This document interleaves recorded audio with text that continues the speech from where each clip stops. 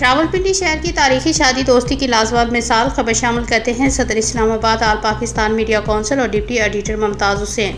रावलपिंडी सियासी समाजी दर्द दिल रखने वाली शख्सियत ताजी खान खोखर के जानशीन फ़र्क खोखर ने दोस्ती की मिसाल कायम कर दी।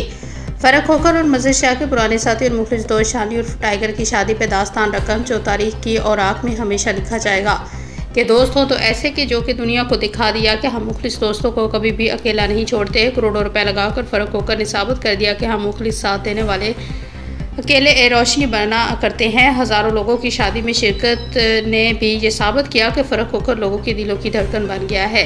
शादी में मज़र शाह फ़र्क खोखर ने ये अनोखी दास्तान दोस्ती की कीमत में अदा की। दुनिया को ये पैगाम दिया कि मुखलिस दोस्तों की कदर करना सीखे। लोगों की बहुत बड़ी तादाद ने फ़र्क खोखर को और मज़र शाह को इस रवायत को कायम करने पर मुबारकबाद पेश की और उनकी नेक जज्बात खुश रहा। फ़र्क खोखर ने अपने दोस्त को शादी के तोहफे में 1 करोड़ रुपए की महंगी कार गिफ्ट की थी।